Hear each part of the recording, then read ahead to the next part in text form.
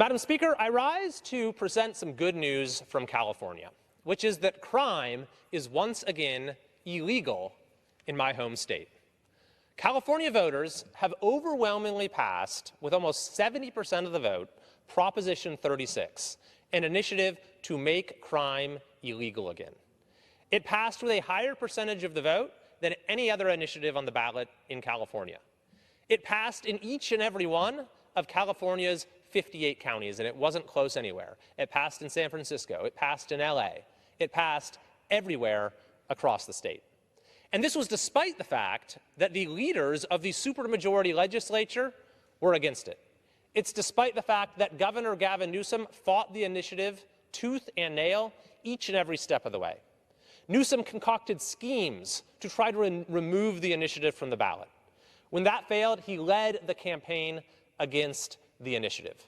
And yet, at the end of the day, California voters overwhelmingly passed it, and Governor Newsom, for his part, decided to insult the voters. He said the initiative was a very lazy response to the state's crime problem. He even said he doesn't recognize the state that he's living in.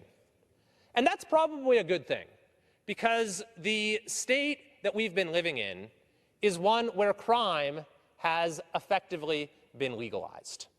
If you walk into a store in many parts of California, first of all, on your way into the store, you might have to walk through an open-air drug market or a place where drugs are being openly exchanged and used. You might have to step around needles that are on the ground. This might happen on your way to school or in a park or in many other public places. And then you go into a store, let's say it's a CVS, and you just need to get some shampoo or a stick of deodorant. Well, you can't just go and take it off the shelf and pay. It's going to be under lock and key. And you're going to need to go and press a button or summon an attendant to come and unlock the cabinet so you can get your stick of deodorant or you can get your bottle of shampoo.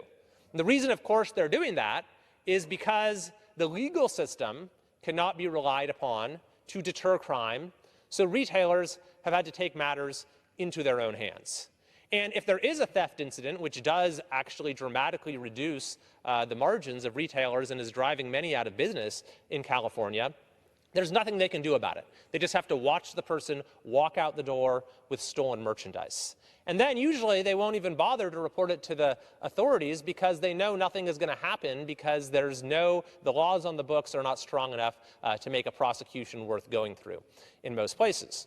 So that's why I say this initiative was designed to make crime illegal again, because currently in the state there is no consequence for criminal activity, so crime effectively is legal. But Prop 36, which has been overwhelmingly approved by voters, changes that. First of all, what it does is it restores penalties for those who repeatedly steal merchandise from our stores. Number two is that it restores rehabilitation, mandatory treatment for those who are repeatedly arrested for drug use. And number three is it toughens penalties for fentanyl dealers, with fentanyl poisoning and overdoses continuing to result in such tragic losses in every community throughout California. So our state, Madam Speaker, I am happy to report, is on a path back to sanity. For folks around the country who love California, who have considered it the Golden State, but are dismayed by what has happened in recent years, this is cause for hope. And not only that, but a decision of the U.S. Supreme Court, which I wrote an amicus brief for, has restored the ability of our communities to actually remove homeless encampments from public places, which a previous Ninth Circuit decision blocked them from doing.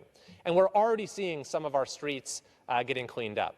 Not only that, we just had a couple of the most reckless district attorneys in the country, including George Gascon in Los Angeles, removed from office.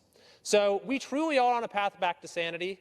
I believe it's a new day for California, and I'm very excited about the progress that we're going to continue to make in the months and years ahead.